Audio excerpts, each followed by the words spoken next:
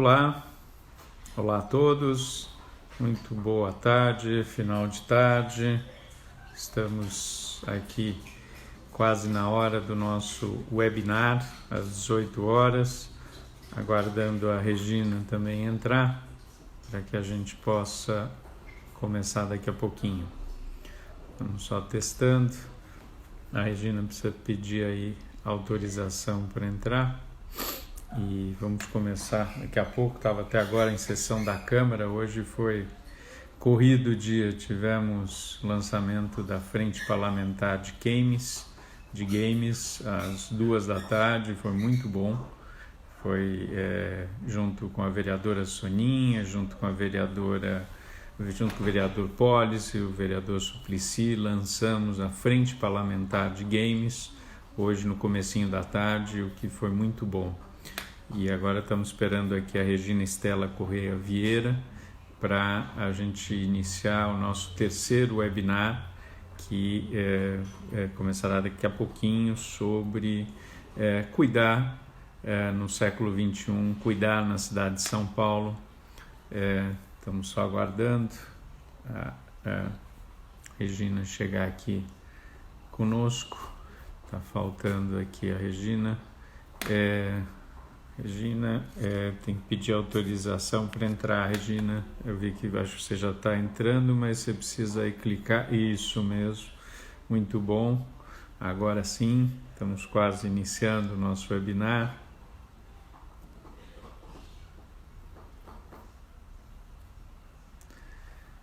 Transmitir ao vivo.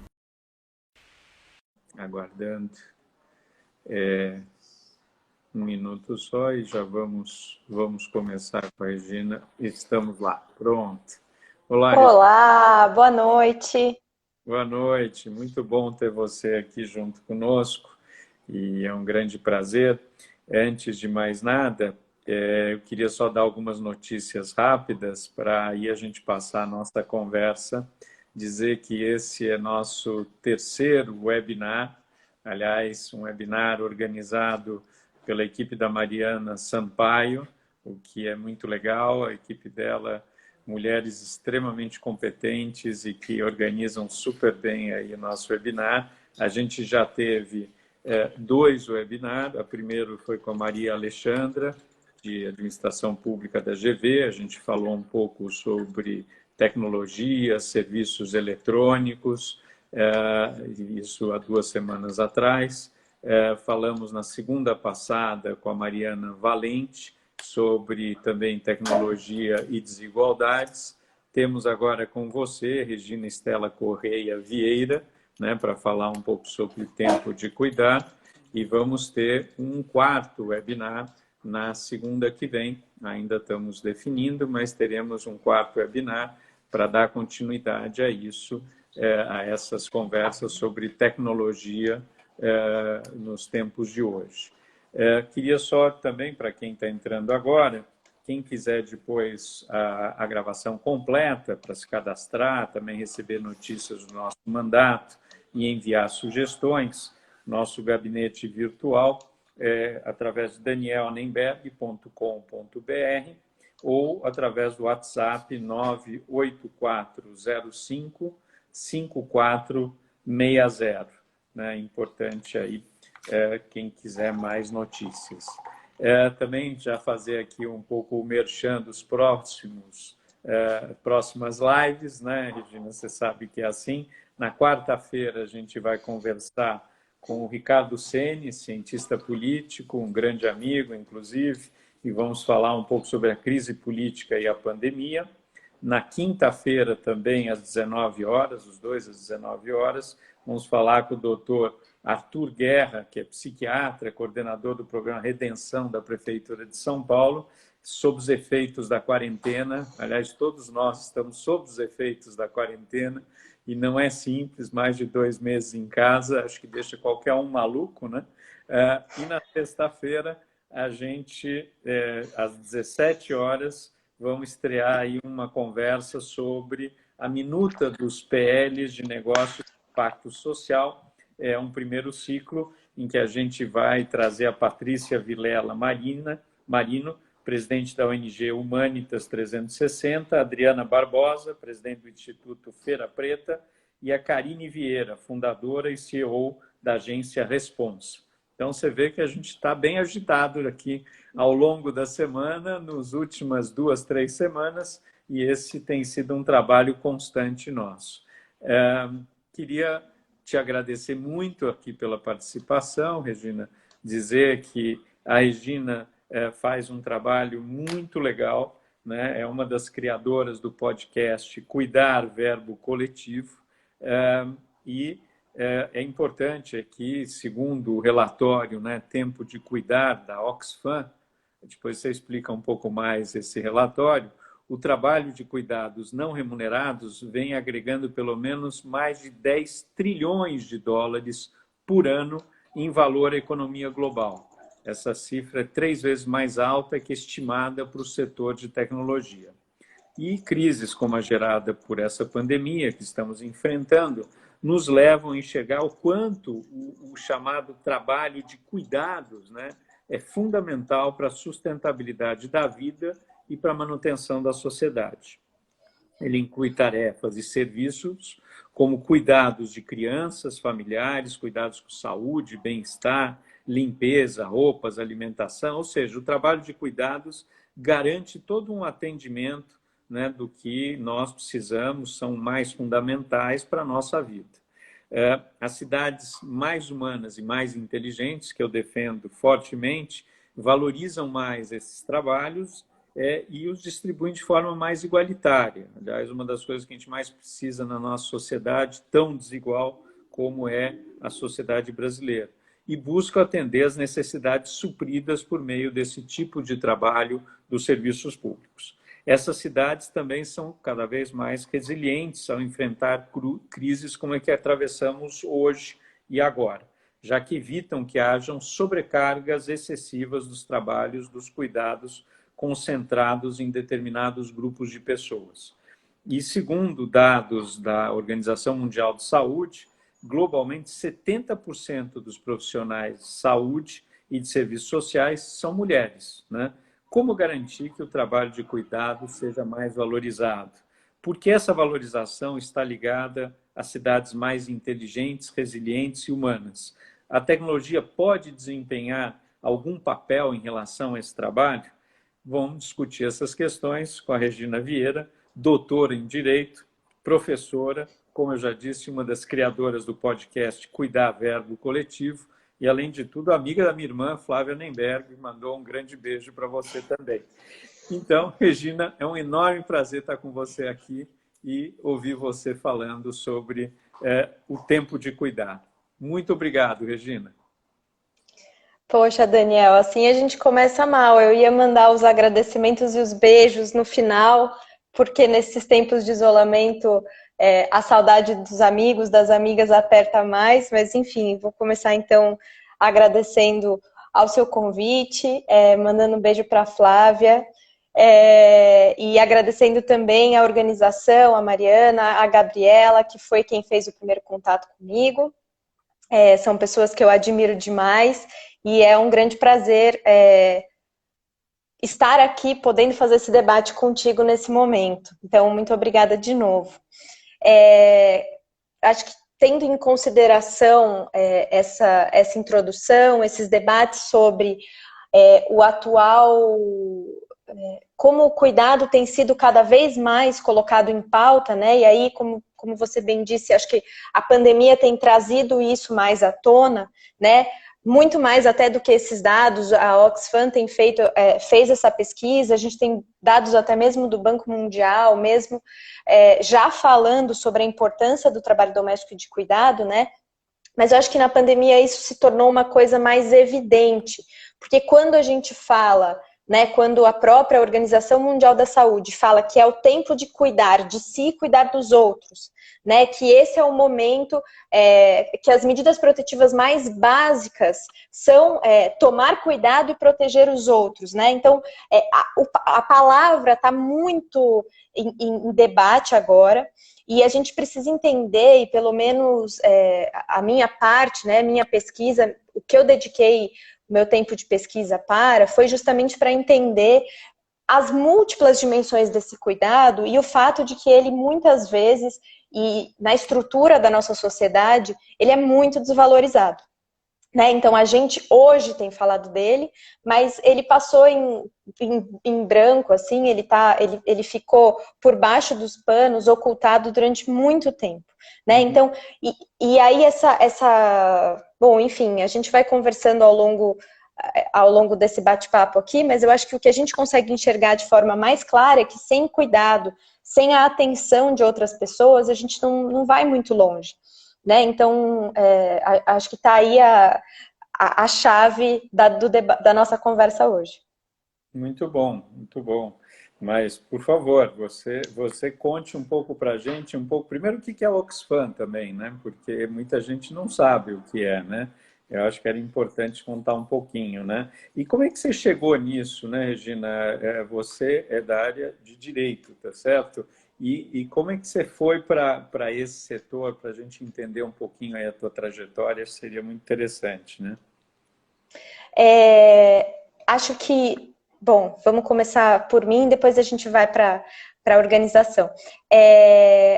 Eu comecei a pesquisa, na verdade eu sou do direito do trabalho, e me interessei muito, sempre me interessei muito pelos debates de gênero, e o cuidado surgiu justamente a partir dessa perspectiva de que a gente fala muito no trabalho produtivo e a gente fala pouco no trabalho de cuidado, né? O próprio direito e aí pensando no direito e pensando também nas políticas públicas, né? Muitas vezes quando a gente fala em trabalho, a gente olha para o trabalho produtivo. Né, a gente esquece, ou é muito mais complicado a gente conversar sobre esse trabalho de manutenção das vidas, de reprodução das vidas, que envolve o cuidado. Né? Então, eu cheguei a esse tema justamente por isso, porque eu queria entender essa parte bastante importante e que mobiliza muito o tempo das mulheres, que é o cuidado.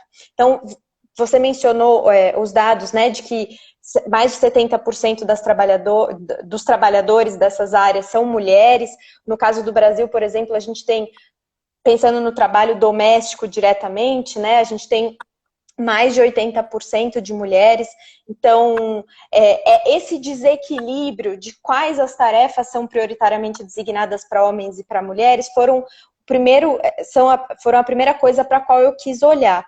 Né? E aí o cuidado surge nesse sentido.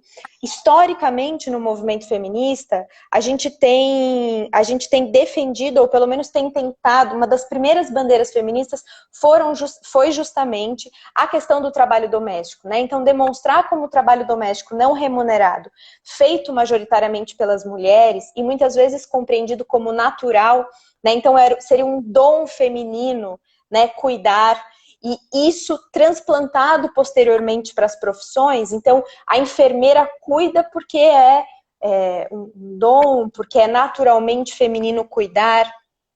Então, o modo como isso é instrumentalizado, não só para a opressão das mulheres, mas também para a exploração do seu trabalho. Né? Então, a gente fala de afeto, por exemplo. Né? As relações de cuidado pressupõem necessariamente o afeto, a atenção com a outra pessoa. Mas isso não dá a elas menos valor, ao contrário. Né? Elas deveriam ser mais valorizadas por conta de que afeto a gente não substitui simplesmente. Né? A gente precisa de atenção. Os seres humanos são seres, apesar da gente acreditar que a gente é independente, uma pandemia mostra que, na verdade, nós somos totalmente interdependentes. Né? Nós somos seres sociais e a gente precisa desse contato humano. Mas justamente quando a gente naturaliza, olha para esse papel como um papel natural, não, as mulheres nasceram para cuidar, nasceram para cuidar da casa, nasceram para serem boas mães e dedicadas, a gente esquece o tempo, o desgaste mental, o desgaste físico que esse tipo de trabalho, esse tipo de atividade demanda, né? Então foi mais ou menos isso que eu fui estudar para entender por que que o direito e nas políticas públicas é tão complicado a gente incluir esses debates, né? Até porque toda a sociedade oculta e é muito mais fácil. Aliás, eu brinco que o cuidado, a gente precisa lembrar sempre assim, né? Quando você entra numa casa e a casa está arrumada, tudo bem, você vai lá, janta com seus amigos, vai embora. Agora, quando você entra numa casa e a casa tá absolutamente bagunçada, ou tá com tudo fora do lugar, ou a louça já tá ali faz uma semana, o lixo não foi tirado, aí você percebe que tem alguma coisa errada. Então, o cuidado, ele é invisível no sentido de que ele só aparece quando ele não é feito, né? A gente só presta atenção nele quando ele não é feito, mas ele é um trabalho cotidiano que exige muita dedicação, muita atenção e, enfim, e isso a gente muitas vezes não contabiliza. Então, por exemplo, a CLT fala nas limitações de jornada de trabalho, mas não pensa que muitas mulheres chegam em casa e continuam trabalhando. Né? Falo majoritariamente mulheres porque a gente sabe que são predominantemente mulheres que fazem isso. No Brasil em especial, a gente tem a gente tem pesquisas, por exemplo, sobre o uso do tempo, né, que mostra que mulheres dedicam muito mais horas da sua semana ao trabalho doméstico do que homens. Então, tudo isso nos ajuda a pensar em como cuidado e relações entre os sexos estão muito interligados e imbricados, né? Então, é mais ou menos essa a minha pesquisa e as minhas problematizações. Aí, falando da pesquisa da Oxfam, a Oxfam é uma confederação de organizações, né?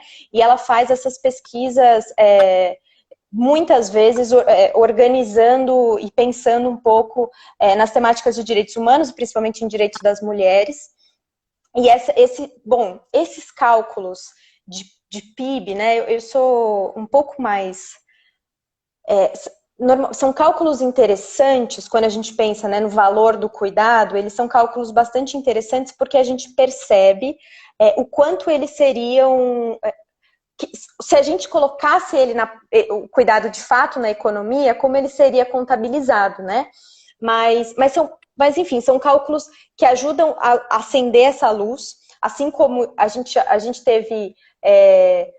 A gente teve nos anos 80 um movimento que se chamava Mulheres pelo Salário do Trabalho Doméstico, né? Então, donas de casa pelo pagamento do trabalho doméstico. E esse movimento era utilizado não porque de fato queriam que recebessem salários pelo trabalho doméstico, mas para que isso fosse economicamente pensado. Então, pensa, se a gente tivesse que pagar por hora uma trabalhadora, né, se a gente fosse incluir no PIB, se a gente fosse agregar esses valores de cuidado que são feitos dentro das casas de forma não remunerada, isso daria essa cifra, né? E a gente pode pensar dentro da nossa casa mesmo. Agora a pandemia deixou isso mais claro. Poxa, se esse trabalho de limpeza da casa, de fazer comida, se tudo que atualmente cada um está tendo que fazer dentro da sua própria casa, o cuidado das crianças, se tudo fosse contabilizado em termos de contratação, então se eu fosse comprar todas as minhas refeições prontas, se eu fosse contratar uma pessoa para limpar a minha casa,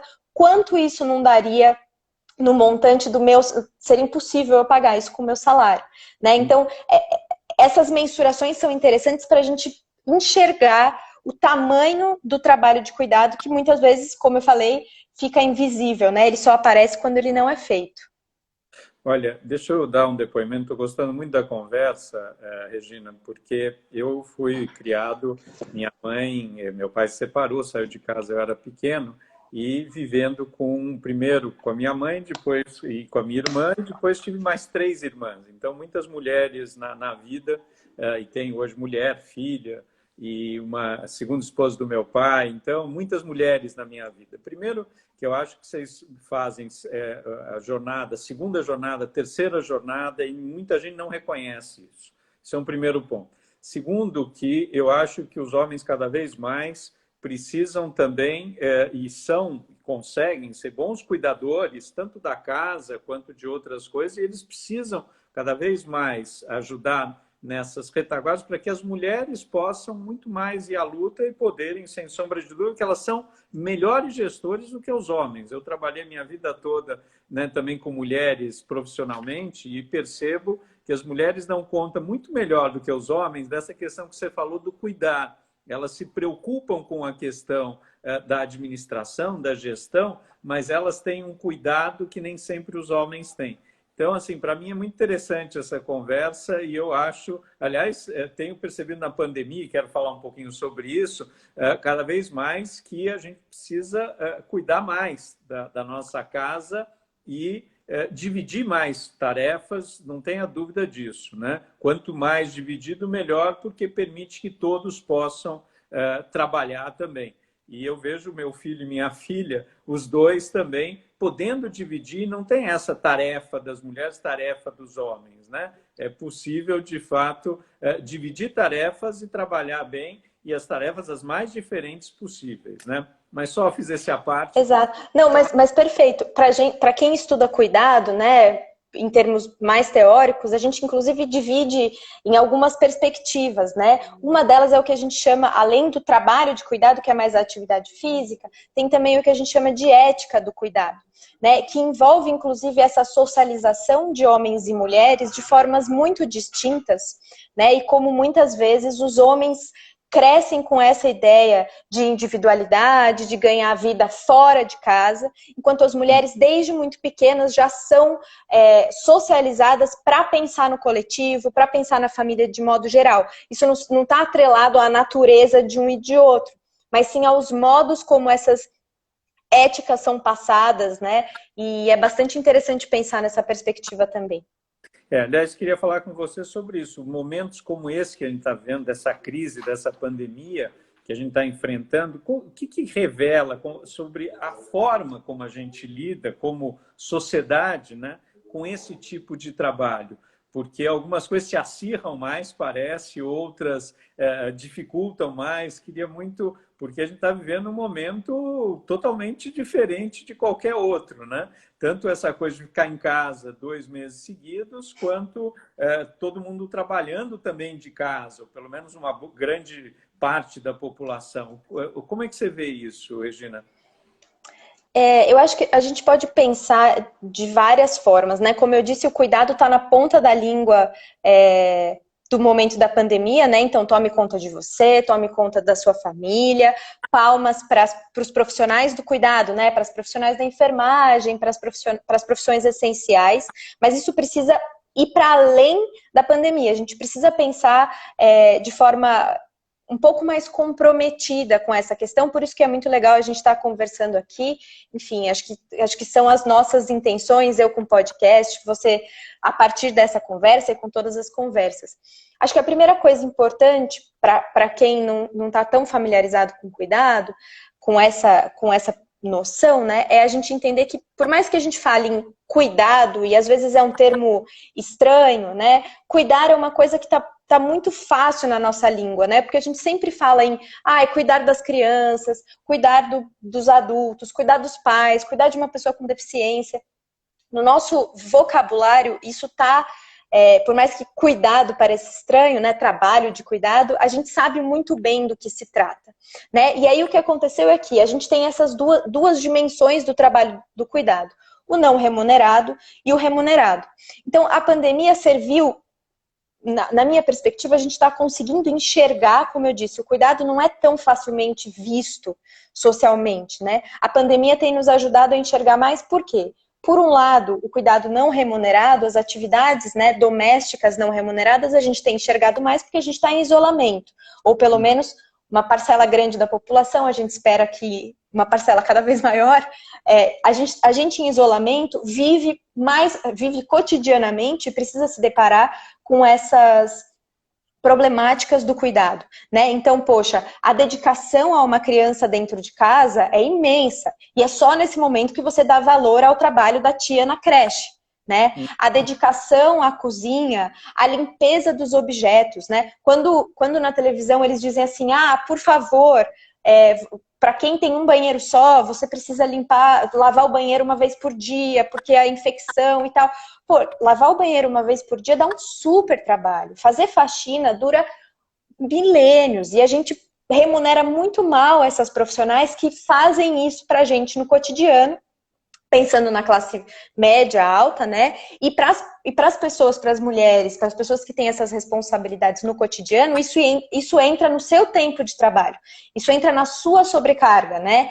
Então, por um lado, a gente enxerga esse trabalho feito dentro de casa, mais evidentemente, e por outro lado, a gente enxerga também esse trabalho de profissionais que muitas vezes, ou melhor, que na maioria das vezes são extremamente desvalorizados, mas que sem eles, hoje, a gente não conseguiria passar pela pandemia. O exemplo das profissionais da enfermagem é bastante claro, né? É uma categoria extremamente desvalorizada. Até hoje elas não conseguiram a regulamentação do piso salarial, né?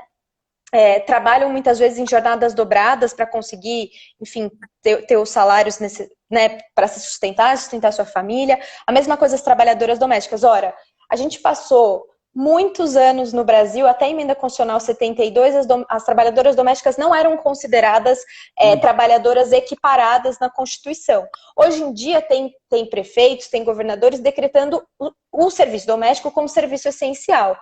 Ora, se é essencial, como é que na grande maioria dos estados do Brasil essas trabalhadoras recebem menos que um salário mínimo, não têm direito à carteira registrada e tudo mais? Então, esse é um momento em que a gente consegue jogar luz a tudo isso, ao quanto a gente precisa desse trabalho de fato para sobreviver, para garantir nossa saúde, e é a hora da gente falar de cuidado mesmo, sabe? Aliás, essa questão do trabalho doméstico das empregadas, eu acho que é muito importante, porque nesse momento da pandemia, como a gente percebe a importância delas, e que em outros países a gente sabe que eles são, né, principalmente na Europa, nos Estados Unidos, você não tem, né, e cada um faz uma parte do trabalho, né? E isso aqui no Brasil, aos poucos a gente vai percebendo a importância delas, valorizando mais, e a dificuldade também, né, de cada um assumir o seu cuidado na casa, né, o cuidado com o outro. Isso é uma coisa que acho que as próximas gerações a gente pode, né? Eu tenho percebido muito isso com os meus filhos, inclusive, de arrumar seu quarto, de ajudar na cozinha, ajudar a pôr, tirar a mesa, ajudar nisso, em vários itens são fundamentais. Está chegando aqui uma pergunta legal que eu já ia fazer, mas a Lindinalva mandou. Como é que o uso da tecnologia pode ajudar a mudar essa cultura do trabalho doméstico voltado só para a mulher? A tecnologia pode mudar esses hábitos? Dizendo que não é fácil mudar hábito, que a gente sabe, né?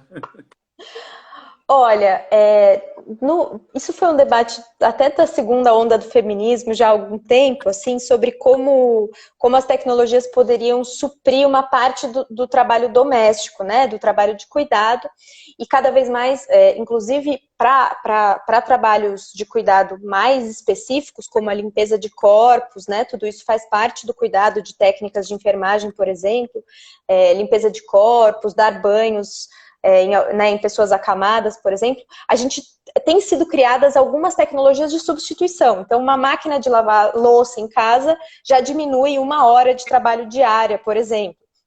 Essas máquinas no futuro vão ajudar muitos profissionais da enfermagem a tratar de doentes e tudo mais. Mas, assim, são realidades ainda muito distantes, que não suprem o total. O trabalho de cuidado é um trabalho que tem muitas dimensões. O Ângelo Soares, um pesquisador no Canadá, ele fala disso, né? São 5 dimensões, que envolve o corpo e sexualidade, envolve as emoções, envolve esse trabalho sujo, inclusive, né?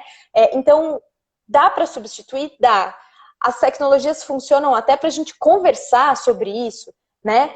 Mas sempre são trabalhos que precisam, que vão precisar ser feitos em maior ou em menor volume, né? E aí, nesse ponto, entra inclusive o Estado, né? Então, quando a gente percebe a sobrecarga, né, de, por exemplo, não ter crianças em casa no momento da pandemia, né, é quando a gente percebe também a importância de creches, e em especial creches públicas, né, para mulheres que não podem pagar o trabalho de uma babá ou não podem pagar uma creche privada. Então, a gente precisa perceber que isso é um círculo e que cada vez mais a sociedade precisa, como um todo, enxergar que a manutenção das vidas não é uma responsabilidade individual daquela mãe ou daquela pessoa que cuida da família, né? Ela precisa mesmo ser uma responsabilidade coletiva. Muito bom, muito bom. Uma pergunta aqui, de que modo, né, cidades inteligentes e humanas se relacionam com o trabalho de cuidados, né? Uma coisa tem a ver com a outra? Totalmente, totalmente. Acho que pensando nessas responsabilidades, né, nesse modo da valorização do cuidado enquanto uma responsabilidade coletiva, né, de garantia até da saúde pública, como a gente tem visto hoje, né, pensar em cidades inteligentes e humanas a partir do cuidado, eu acho que o cuidado pode ser uma lente de reflexão, né? Então, não adianta, por exemplo, a Saskia Sassen fala sobre isso, não adianta uma cidade global que tem todos os recursos econômicos ali concentrados, que ainda se baseia na exploração. Então, de um lado, você tem profissionais altamente remunerados, empresas com estilo de vida Vale do Silício, que dependem do trabalho de uma imigrante mexicana, enfim, pagando pouquíssimo, pessoas ilegais, para executar esse cuidado mínimo, né? Ou mesmo para cozinhar nos restaurantes, enfim. Então, muitas vezes o desenvolvimento econômico é colocado em primeiro lugar na cidade, esquecendo, né, ou ocultando essas profissões de cuidado que são a base, né? De novo, são elas que garantem que os grandes executivos possam trabalhar, que garantem que a economia gire, né? Que garantem que os políticos possam cumprir suas funções. Então, necessariamente pensar na cidade como um espaço, né, de cuidado mesmo, e pensar nessas soluções mais instantâneas para resolver esses encargos físicos e mentais que hoje em dia sobrecarregam muito mais as mulheres, né, é fundamental. Aliás, os cuidados, você falou da cidade, né? Eu tinha muito na época do Poupa Tempo, do Descomplica, essa coisa da manutenção dos espaços e a gente tentar, assim como a casa da gente, tentar sempre ter cuidado para que a gente sinta que o espaço público também é um espaço de todos nós e que, portanto, precisa ter cuidados por ele o tempo todo, né? Não é só a coisa de você inaugurar uma creche, inaugurar um posto de saúde. Como é que você mantém isso, né? E precisa ter também, nesse sentido, cuidado. Aí uma pergunta, né? De que modo o poder público pode contribuir para a valorização do trabalho de cuidados? E poder público aí, prefeituras, governos estaduais, governo federal, e até eu, como vereador, o que a gente pode ajudar nessa questão para valorizar o trabalho de cuidados, né? Olha, acho que tem várias abordagens diferentes e tempos diferentes dessa participação do poder público, né? Com certeza, um dos passos principais, e aí envolvendo o que eu estava falando de ética do cuidado, a gente conseguir discutir gênero na escola é um passo, por exemplo. Porque quando a gente pode dizer, né, que, enfim, rosa não necessariamente é para as meninas, assim como bonecas não necessariamente são para meninas, isso começa a desmistificar a lógica de que um menino não pode brincar de ser pai, né? Então, assim, essa é a base número 1. Agora, em termos mais concretos e efetivos, tem essas coisas. Por exemplo, a gente ouviu no podcast a Elda Bussinger, que pesquisa profissionais de enfermagem, e aí, enfim, conversei com a minha mãe, minha mãe é enfermeira também. Poxa, rodízio municipal. Agora, em meio à pandemia, o rodízio foi liberado para profissionais da enfermagem. E antes? Né? Assim, eu não estou dizendo que... Mas isso precisava ser colocado em debate, pelo menos, né? Então, o trabalho é essencial agora, mas não era essencial antes. Ou os médicos são liberados do rodízio, mas as profissionais de enfermagem não, as enfermeiras não. Então, você automaticamente hierarquiza profissionais da saúde, dizendo que, olha, médicos são mais importantes que enfermeiras, que são mais importantes que maqueiros, enfim. Então, são pequenas coisas em que o cuidado está integrado, né? O debate de creches públicas, a gente sabe o quanto esse debate é complexo, mas ele é fundamental de ser feito, né? E creches públicas que valorizem as profissionais que estão ali. Então, a gente sabe, por exemplo, que na cidade de São Paulo, a gente hoje em dia tem grandes diferenças entre creches conveniadas e creches efetivamente, né, equipamentos efetivamente da prefeitura. Isso faz muita diferença. Faz diferença na remuneração dessas profissionais, faz diferença no tempo de trabalho dessas profissionais. Então, é isso. Uma mãe que está com hoje em dia, com as crianças em casa, sabe a loucura que é, né, ficar 12 horas com um filho. E a gente pede isso de uma trabalhadora, de uma trabalhadora conveniada de creche, né? A gente não faz isso com as servidoras, por exemplo, né?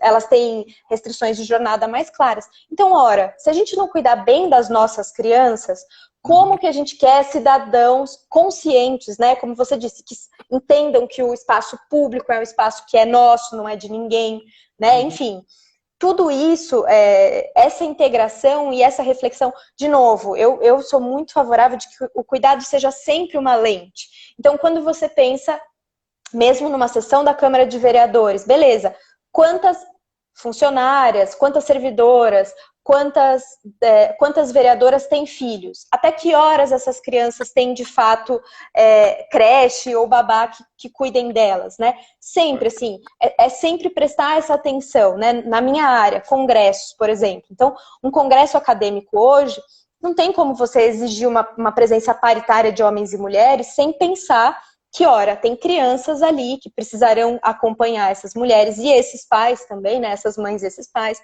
Então, o cuidado precisa estar mais evidente no nosso cotidiano, e isso só perguntando, né? A gente precisa aprender sempre a perguntar para o outro: poxa, mas tudo bem para você ficar hoje até mais tarde? Porque eu sei que você tem filho, eu sei que você está cuidando do seu pai.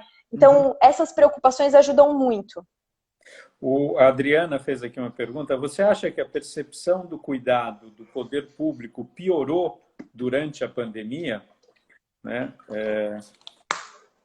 Não sei se eu entendi a pergunta exatamente, mas acho que a minha preocupação com relação ao cuidado é que ele se torne, e aí eu vou citar de novo a entrevista, esse episódio que a gente lançou no podcast, né? O meu receio com relação à pandemia e ao cuidado é que ele vire a Geni, sabe, da música do Chico Buarque. Então, enquanto o cuidado, né? Então, nesse momento, as profissionais da enfermagem são muito importantes, cuide de si, cuide dos outros, limpe os produtos que chegam do mercado. Enquanto o cuidado está sendo fundamental para conter a pandemia, ele é valorizado. Daqui 3 meses, ou daqui 1 ano, quando a vacina chegar, a gente não sabe muito bem esses tempos, mas daqui X tempos, quando a pandemia passar, que ele se torne novamente ocultado, que ele se torne novamente uma coisa de menor valor, né? Então, eu acho que hoje em dia a gente tem, pelo menos nas esferas municipal e estadual, a gente tem tratado bem dele, né? A gente ele tem sido valorizado, tem sido debatida a importância dele, mas isso precisa permanecer. Eu acho que essa é um ponto importante de diálogos como o nosso. A ideia do podcast que a gente criou foi também de trazer uma visão um pouco mais embasada do cuidado, né? Que não fosse só palmas na janela. Então é mais ou menos isso, esse comprometimento com o debate daqui por diante. O Mac Braga fez uma pergunta aqui: a tecnologia pode substituir o trabalho de cuidado num país tão desigual como o nosso? Pois é, era o que eu estava tentando mencionar, né? A gente pode pensar em máquinas de lavar louça, a gente pode pensar em robôs que vão fazer a higienização de corpos doentes, mas esses robôs, quanto custa uma máquina de lavar louça, né? Quanto custa um robô de cuidado? Então, por um lado, são ainda alternativas e auxílios ao cuidado muito restritos a determinadas classes, né? Então, a gente precisa pensar em soluções para todo mundo, independente né, da classe.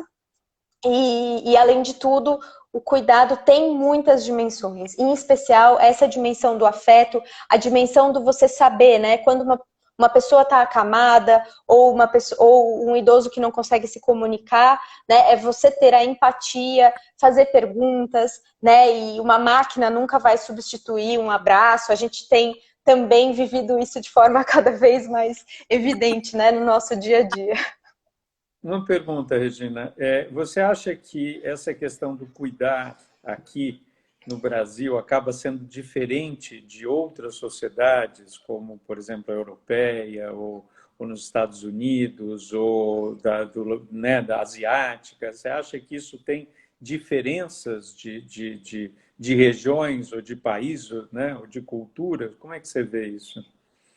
Olha, o Brasil é um país de dimensões continentais, né?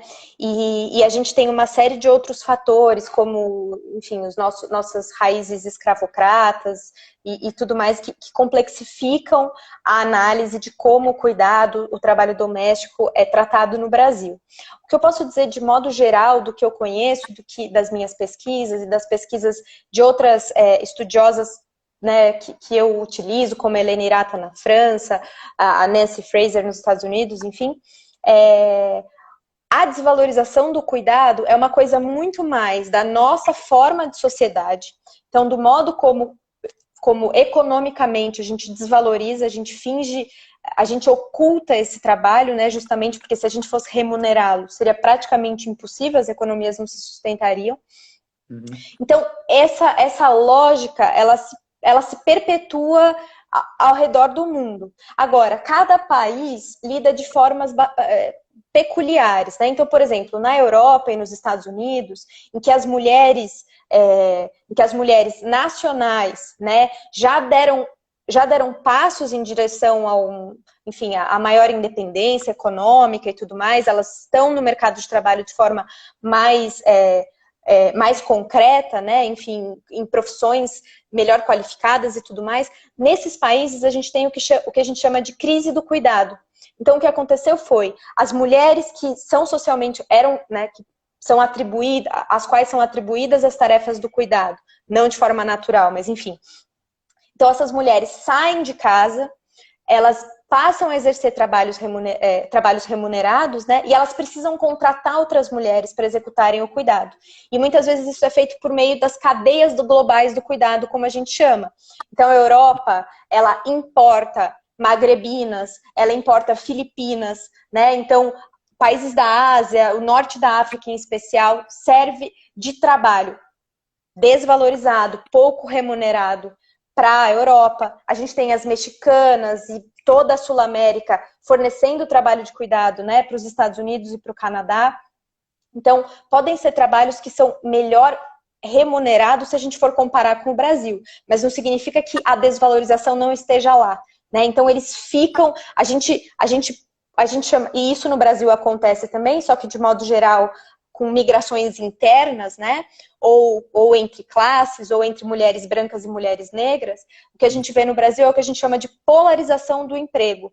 Então, de um lado, a gente tem mulheres super qualificadas, professoras, juízas, empresárias, enfim, que conquistaram seus espaços e que precisam transferir essas tarefas de cuidado, essas atividades para outras mulheres mais pobres, muitas vezes migrantes, né, enfim, que vêm, por exemplo, para São Paulo e que também são muito, muito mal remuneradas, às vezes nem registradas, às vezes sequestradas, né? A gente sabe de uma série de relatos, né, de denúncias até de trabalho escravo que continua acontecendo em pleno 2020 com emprego doméstico. Então, é isso. É diferente, mas ao mesmo tempo a desvalorização do cuidado, ela permanece, né? Se a gente for pensar também nas profissionais da saúde, também são profissionais, nas cuidadoras, nas instituições de cuidado de idosos, né? Essas instituições de longa permanência, como a gente chama, também muitas vezes no Brasil são mulheres mal remuneradas e fora do Brasil também, majoritariamente migrantes e tudo mais. Temos aqui, estamos quase chegando ao final, nosso bate-papo, aliás, muito, muito bom, muito produtivo e passa rápido, né, Regina? Tem aqui, muito! Muito rápido, já foi aí quase 45 minutos da nossa conversa. A Beth aqui mandou uma pergunta, falando assim, tem gente que criou aplicativos de ajuda nesse momento de pandemia, como um que conecta voluntários com idosos para que os voluntários possam comprar remédios, alimentos para quem não pode sair de casa.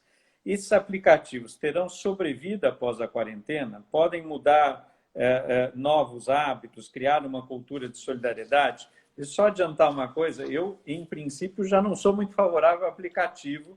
Quando eu fui secretário de Inovação e Tecnologia, a gente viu que os aplicativos, a gente usa muito pouco aplicativo do poder público, tá certo? A gente usa mais aplicativo talvez de outras coisas. Mas, de qualquer forma, queria ouvir tua opinião sobre essa questão, né? É, eu acho que os aplicativos, acho que eu sou mais próxima da sua opinião também, Daniel. Eu acho que eles podem sim oferecer algumas soluções, né? A gente tem visto até aplicativos que conectam para conversa, por exemplo, com pessoas idosas, né? E essas iniciativas de solidariedade são muito importantes, mas eu acho que a tendência é que, de novo, né? Tá todo mundo discutindo a tal da volta da normalidade, o novo normal, seja lá o que for. Eu acho que a tendência, a gente vive numa sociedade, ainda mais em São Paulo, da pressa, né, do individualismo, da vida que segue, a gente não consegue nem ligar para os nossos familiares, quanto mais a manutenção de um aplicativo como esse.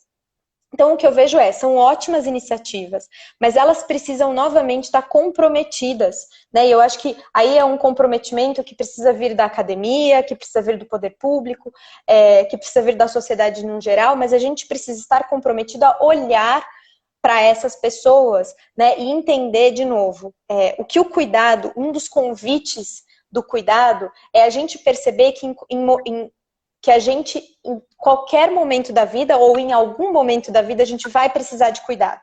A gente precisou de cuidado quando era pequeno, né? Algumas pessoas conseguem viver partes longas da vida sem precisar, né, vivendo sozinhas, enfim, mas a gente vai precisar de cuidado quando a gente estiver mais velho, se acontecer alguma coisa, se a gente ficar doente, todos precisamos de cuidado, nem que seja em um momento da vida que é a infância. Essa percepção ajuda muito para que a gente tenha essa conexão com o outro, né? Então, entender que os idosos não são descartáveis, né? Eles são, de fato, uma base importante da nossa sociedade. Pensar nas pessoas com deficiência e pensá-las não apenas como objeto de cuidado, mas como sujeitos, né, que também têm sua própria voz. Pensar nas crianças da mesma forma, elas não são um ônus social, pelo contrário, elas vão ser os futuros cidadãos e cidadãs.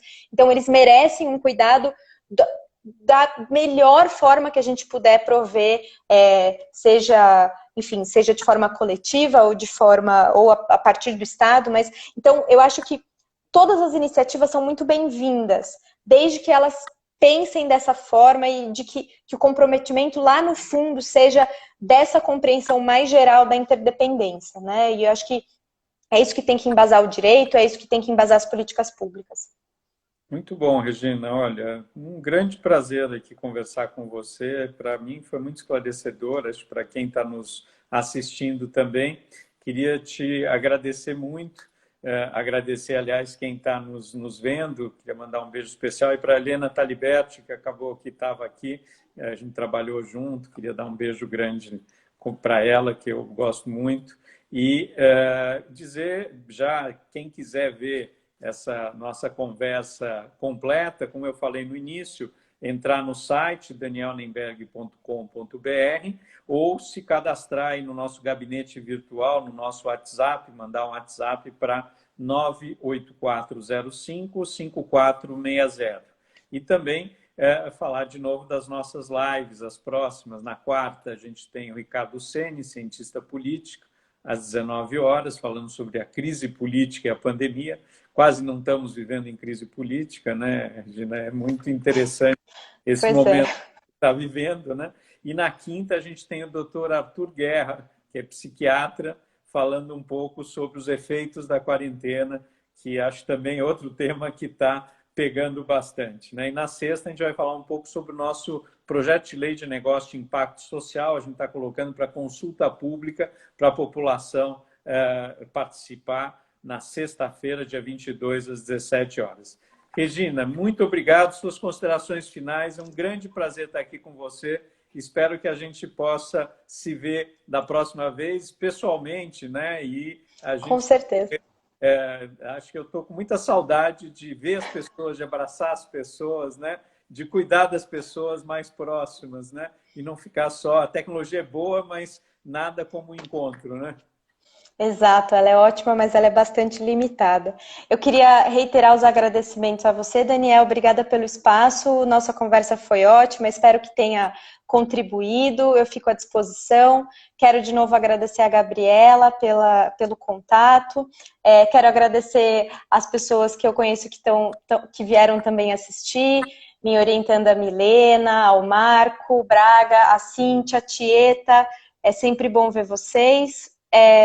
E acho que é isso, assim, muito, muito, muito obrigada. É muito legal saber que tem gente preocupada com esse tema. E, enfim, vamos fazer nossas cidades melhores, né? Ah, com certeza, com cuidado para todos, principalmente, né, para todos, para quem mais precisa. Um beijo grande, Regina, muito obrigado aí pela participação. Beijo a todos, até a próxima. Tchau, Eu que gente. agradeço. Tchau. Tchau.